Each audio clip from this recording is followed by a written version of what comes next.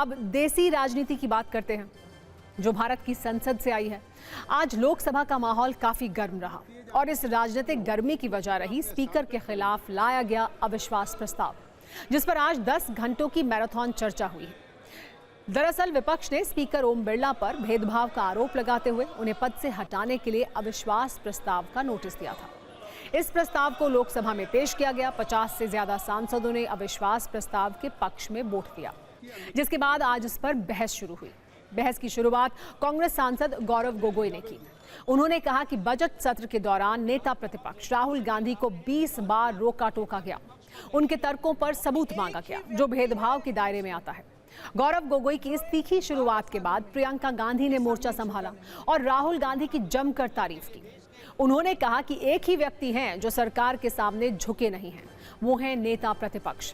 नेता प्रतिपक्ष सदन में सच बोल देते हैं और वो सच्चाई सत्ता पक्ष से पचती ही नहीं है, इसलिए सरकार विपक्ष को टारगेट कर रही है। कांग्रेस की तरफ से प्रियंका गांधी फायर थी तो सरकार की तरफ से किरण रिजिजू, निशिकांत दुबे और रविशंकर प्रसाद ने विपक्ष पर तीखे हमले किए।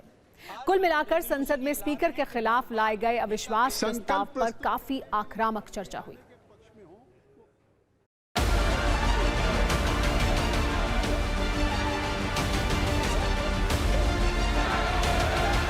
नेता विपक्ष के बोलते हुए 20 बार उनके बीच में इंटरवेंशंस आते हैं आदरणीय अध्यक्ष महोदय के, पैनल ऑफ चेयरपर्सन, उस समय जो चेयरपर्सन होते हैं, senior members of treasury benches, defence minister, home minister, parliamentary affairs minister, 20 बार नेता विपक्ष को बार बार संयोजित तरीके से motion of thanks to president's address, जो इतना महत्वपूर्ण चर्चा है, 20 बार उनको इंटरप्ट किया गया।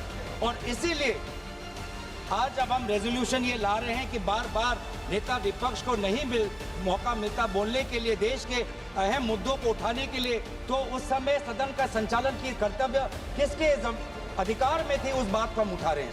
आपके यहाँ में भी काफी अच्छे लोग हैं, आपके लोग में भी अच्छे हैं, लेकिन आप नेता प्रतिपक्ष उन्हीं को बनाया, हम तो कुछ नहीं कर सकते हैं। देखिए प्रियंका वाड्रा गांधी जी अब पीछे बैठ के मुस्कुरा रहे हैं। अगर इनको नेता प्रतिपक्ष बनाते तो भी शायद परफॉर्मेंस थोड़ा अच्छा होता। वो तो कम से कम बैठती है, सुनती है कम से कम। इनका नेता प्रतिपक्ष तो सुनता नहीं। एक ही व्यक्ति है इस देश में जो इन 12 सालों में इनके सामने झुका नहीं है, वो नेता प्रतिपक्ष। और वो नेता प्रतिपक्ष क्योंकि इस सदन में खड़े होके सच बोल देते हैं, बेझिझक बोल देते हैं। सर, वो सच्चाई जो है जो वो बोलते हैं, इनसे पचती ही नहीं है, इन्हें पचती नहीं है। धन्यवाद। वैसे लोकसभा में स्पीकर ओम बिरला के खिलाफ अविश्वास प्रस्ताव पर बहस शुरू होने से पहले सदन के आसन पर बैठने से जुड़े नियमों को लेकर काफी बहस हुई। कांग्रेस सांसद गौरव गोगोई ने आरोप लगाया कि सदन में नियमों का उल्लंघन हो रहा है। सदन में ये कैसे तय हुआ कि स्पीकर या डिप्टी स्पीकर की गैर मौजूदगी में कौन चेयर पर आसीन होगा?